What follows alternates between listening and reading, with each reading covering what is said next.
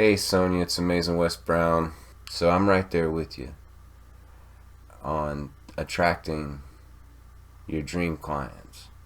Said the clients I want to attract are artists and writers. Alright, well, there's your first mistake. The first mistake is who you're trying to attract. It is too broad. Too broad. There's a lot of artists and writers who are struggling to make ends meet, much less afford a tarot reading. This is an unfortunate situation.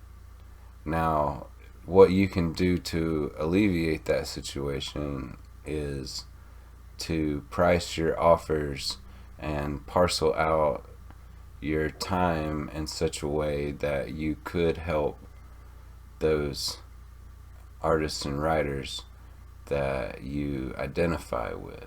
So you're going to be looking not just any old artists and writers, because anybody can do art and anybody can write. This is why it's too broad of a term. Now, dealing with blocks and releasing creative action, that sounds fantastic. Most people who are blocked don't even know that they're blocked.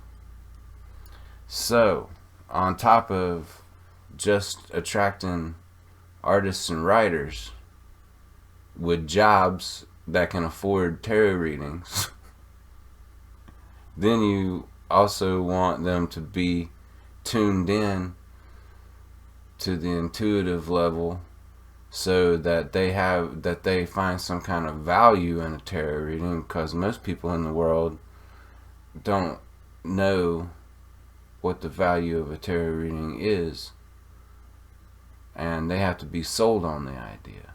So if you're going to attract somebody, it would be a good idea to attract somebody who's already interested, already tuned in to the modality that you're offering, because otherwise you're going to have to develop the skills and presentation to sell this person on an idea that they don't originally have. Offers for people to buy.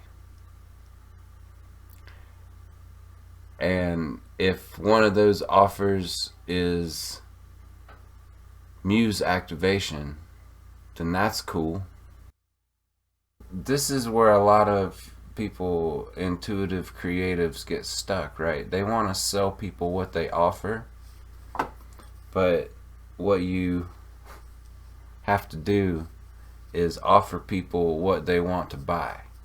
So this is a revolutionary concept, I know, but so you have to adapt what you do to what other people want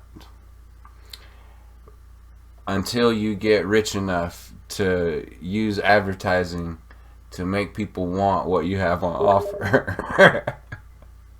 Okay? Then you're in the McDonald's position. But most of the artists and writers and intuitive creatives that I know and that I deal with, they don't have a creativity problem until they get a job. Then when they have to write something, when they have to do something, when they have a deadline, when they have a project that has to come to a conclusion, that's when their creativity gets blocked. Usually when they ain't working and like they got a million ideas, but they ain't got $1 million because they ain't able to sell your ideas. You got to actually make something and then sell that.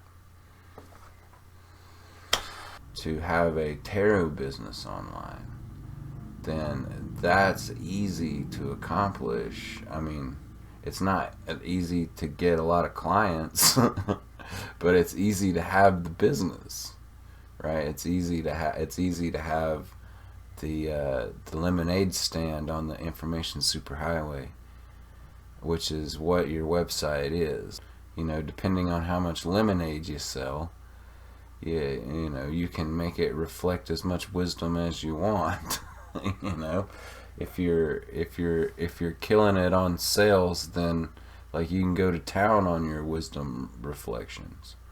Where is the part in here where we say, I want to make sales? The trick is trying to find the outcomes that people are searching for and then offering them those outcomes. But you're not actually selling them the desired outcome. You're selling them your product or service.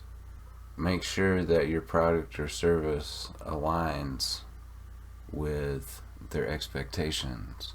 But you have to understand that everything that you bring to the table is another business. 100% focus on one thing is the best. Success in one thing would be better than perfect planning and no execution in a variety of different endeavors. It costs money to do business, and so in order for the business to be profitable, money has to be made. Otherwise, the business is a loss. Hoping that bringing my perspective to this will help create that shift that helps you deal with the blocks around the business and the money side of this stuff.